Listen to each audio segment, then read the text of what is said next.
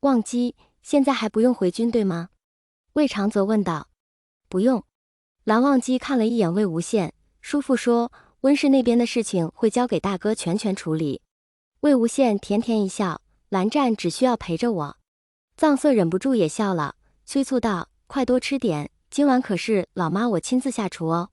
这时门铃响了起来，我去。蓝忘机站起身，穿过餐厅径直去开门。魏无羡又吃了几口菜，他注意听着门口的动静，却发现没有任何声音。怎么回事？魏长泽也注意到了，准备过去看一下。蓝湛，有客人吗？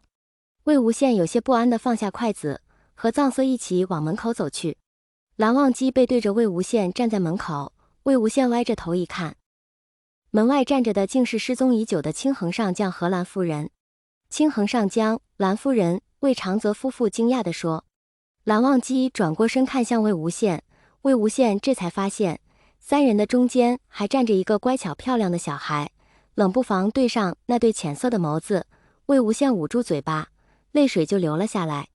小孩看到魏无羡，歪着脑袋思索了一会，然后迈着还不够稳的步子朝魏无羡晃晃悠悠走了过来，在场的众人都屏住了呼吸。爹地！小孩脆生生叫了一声，回头看了一眼蓝夫人，又指了指魏无羡，爹地。蓝夫人笑着点点头，说，我们一直在给鱼儿看阿英的照片。魏无羡住在原地，思绪有些混乱。蓝忘机似乎也惊讶，眼神一直看着蓝鱼。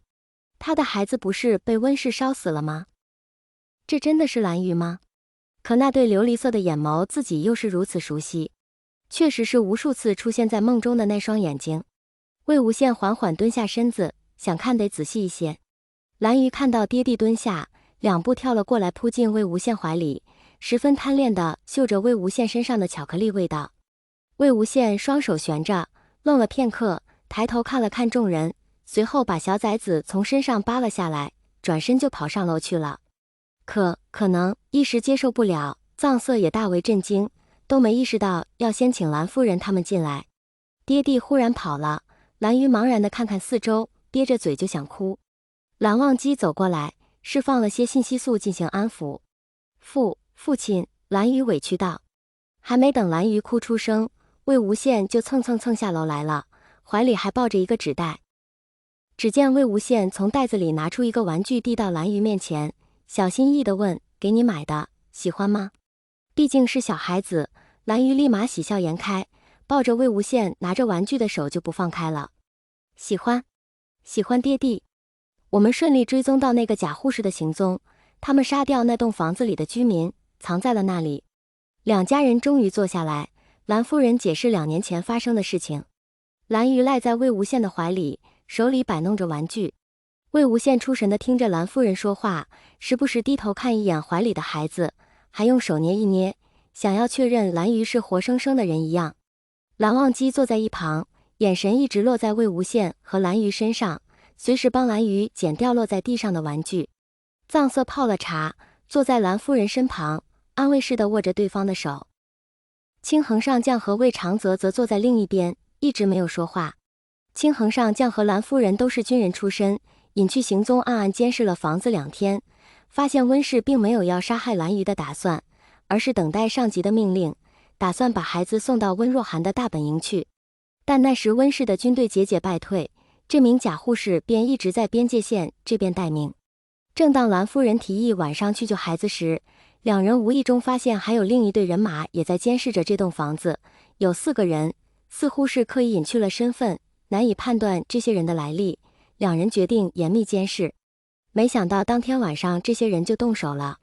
趁着夜深人静，这些人分成2队，其中2人潜入房子将假护士杀掉，另外2人在房子周围撒上汽油准备纵火。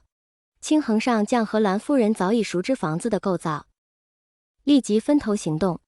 蓝夫人拿着消音枪潜伏在暗处，挨个击杀，顺利救下蓝鱼。青衡上将害怕用枪引起火灾，便拿着军刀迅速将屋外准备纵火的2人尽数杀掉。无法辨别这些人的身份，但青衡上将和蓝夫人明白，有另一股势力想趁乱要蓝鱼的命。当前局势正乱，要是将蓝鱼带回去，一方是温氏，一方是不明身份的势力，兰家的精力都投入到战争中，不一定能保证孩子的安全。两人当即决定将兰鱼秘密带走。贾护士杀掉的居民一家里也有一个刚满月的孩子。兰夫人将婴儿包毯调换，清衡上将另外4人的尸体拖到树林中埋掉，临走前将火点燃，一切都化为了灰烬。如果让对方误认为孩子已经死了，或许还会安全一些。清衡上将和兰夫人带着孩子辗转来到只有2人才知道的偏远秘密住处。温氏投降后也很慎重，直到温若寒被杀，才决定带孩子回来。母亲，知道是谁还想要鱼儿的命吗？兰忘机问。兰夫人摇摇头，说对方很谨慎，没有留下能辨别身份的线索。我猜测，他们也是趁着温氏作乱才出手。